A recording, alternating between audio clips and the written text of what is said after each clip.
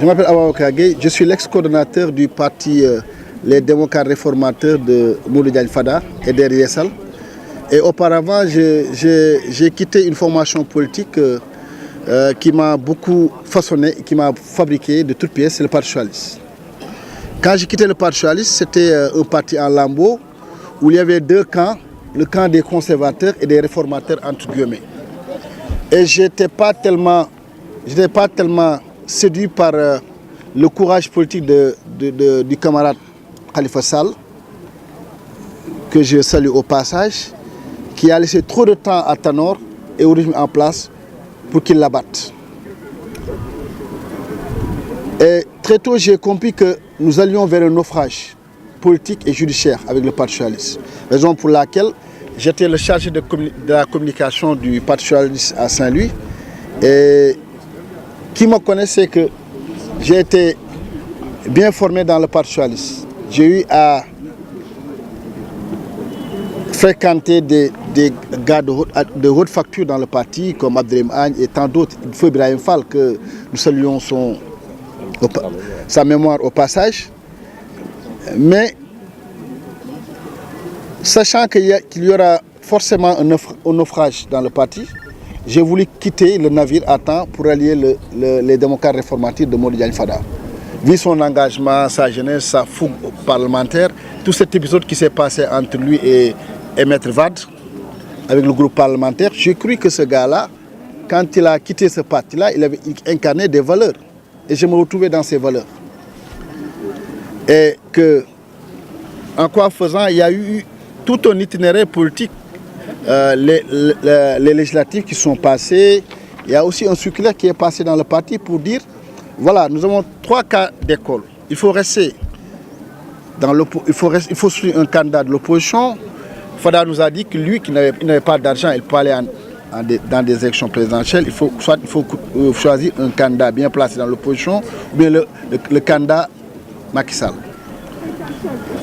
Nous, au niveau du département de Saint-Louis, nous n'étions pas favorables à cela.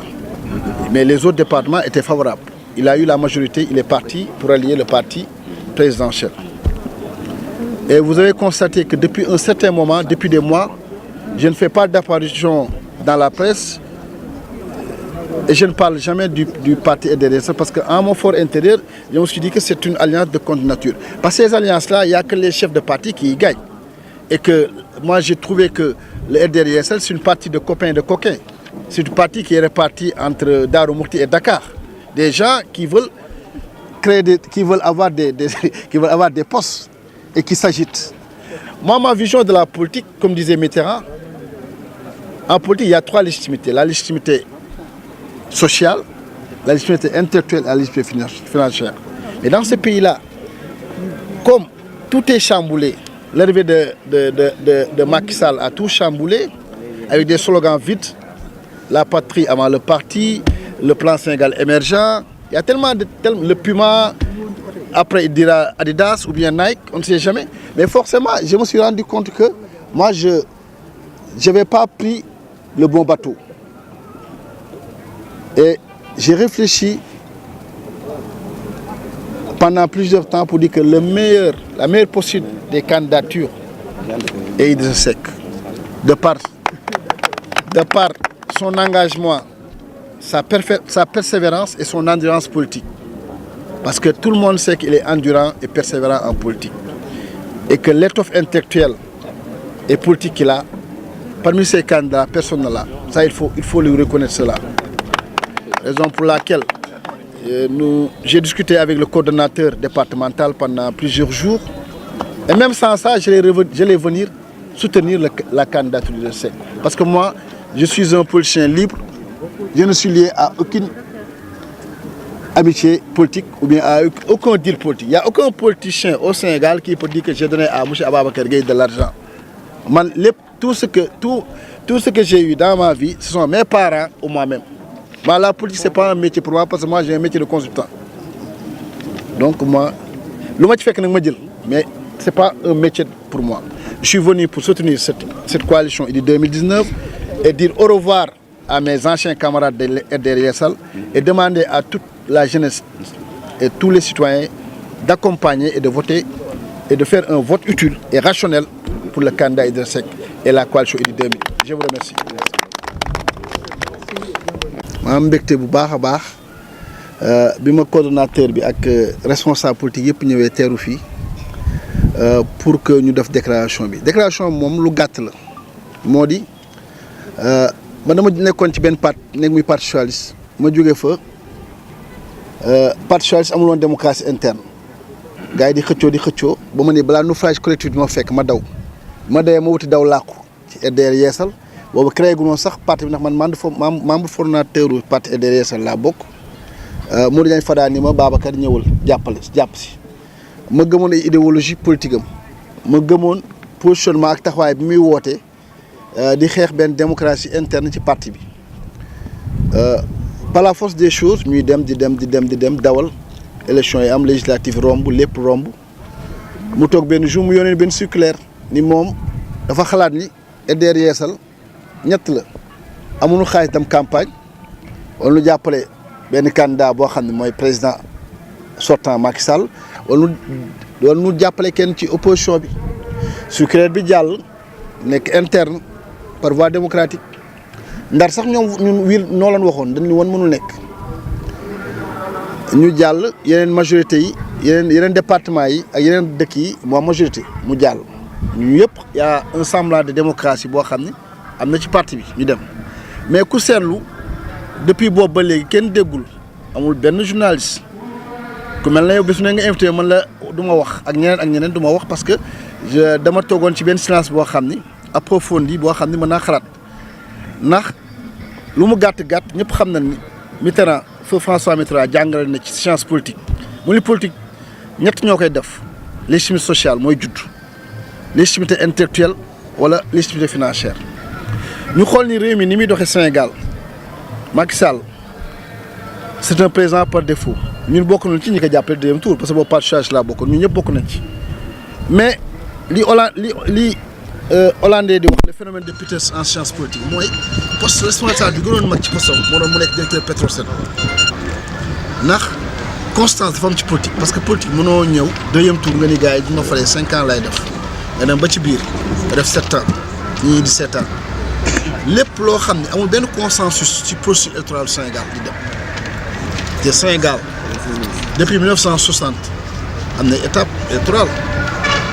la réforme de 92 de Kéba Mbaye c'était une réforme consensuelle ñëpp a toog d'accord ci ni dañuy def li consensuellement xool constitution bi defaraat ko mais réew dañ koy pencoo fa ma jógee moom dama yaakaar ni waa ji moom sama xarit Modou Diagne Fada parti bi mënul yem Daaru Muxti ak Ndakaaru rek transhumance xëy na moom responsable ci kaw la ñooy dem rek jàppale Macky Sall mais ñëpp xam na ni képp ku am vision politique xam na ni waa ji il est un géant au pied d'argile képp ku am conscience citoyenne xam ne réew mi war nañ ñun jeunesse bi war nañ jug jàpp si taxaw parce que démocratie du wote rek yamul lu tuuti wote lu tuuti la ci démocratie am na contrôle citoyen am na yu bare yoo xam ne ensemble yu bare ñoo war tënk démocratie pour mu évoluer te Macky Sall ba mu yéegee ba léegi Sénégal ñëpp xam na ni marché amatu fi démocratie amatu fi à la place de la démocratie ay lacrymogène la ak ay liif ak ay arrestation arbitraire ay créé na ay créé yoo xam ne c'est à des faits politiques ñëpp xam nañ loolu mais yooyu yëpp ñu toog nous sommes tous coupables Sénégal nous sommes tous coupables mais comme que opposition Sénégal dafa nekk opposition dispersée ñu xalaat moo am 5 candidats lii nga xam ne mooy parrainage mu def nii il s'est retrouvé dans son propre piège ci sama gis bopp parce que 5 candidats yi mu teg nii xalaat naa bu baax a baax toog naa lu bari xalaat naa ci bu baax a baax ma ne daal candidat bi may jàppale man bi ma gis mooy Idrissa Seck parce que non seulement am na taxawaay bi am na fulla bi am na fayda bi parce que fulla ak fayda boobu moo taxoon ñu jëlee ko PDS mooy li mu gëm mooy justice honneur ak liberté parce que parti il faut moom démocratie interne il faut que ñuy pencoo mbir yi te Ndar mu nekk dëkk boo xam ne Ndar ñun ñoo gën a ñàkk servir ci alternance su Macky Sall municipal lan la kii doon wax suñu maire bi le maire de week-end là comme je l'appelle le maire du week-end li mu doon wax mooy man maay goro Macky Sall day gën a yomb ci man pour na wote daan ma jox financement yi mais respecté wul nawloowul sax waa ne respecté wu leen loolu yëpp suñu ñàkk fayda bopp la parce que ñooy wote yi donc une nouvelle conscience citoyenne man gisuma ko kenn lu ci Idrissa Seck gisuma ko lu ci moom te ku ma xam ne man indépendance de ton la am docteur xam na ko su ma d'accord damay wax d'accord ma su ma d'accord damay wax d'accord naa raison pour laquelle man it maag docteur mu dox ci dox yu am solo wax ci lu bari ni ma Babacar dama bëgg nga ñëw jàpp si ma ne ko ah docteur kon man de li ngay xalaat ni man doon naa ko xalaat kon dinaa ñëw lu ma ci mën dinaa ñëw def si jàpp si te di lancer un appel à la jeunesse et à la au Saint-Louisien au Sénégalais que ñu jàppale Idy pour ñii jóge parce que ñii ñoo suñu jàllaatee second mandat man damay tox dem Gambie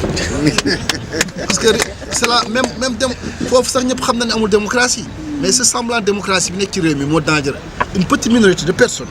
di enrichir ñuy wax yàlla baax naag diw loolu dafa war jeex ci réew mi parce que alternance Abdoulaye da nga ko fi jëlee fi Abdou Diouf mais war na am une nouvelle conscience dëkk bi dox ndar moom ñu ñoo gën a tardé ci Sénégal parce que ñàkk fay loolu ñu la yàlla baax naag ay dina baax ba kañ man loolu moom politique boobu doon ma ko defati donc may ñëw di tendre la main à tout le monde liggéey ak ñoom ñëwuma ci pour jël place kenn dama ñëw pour jàpp si comité électoral bi jàpp ci élection yi et le reste le futur va le définir incha allah pour l'instant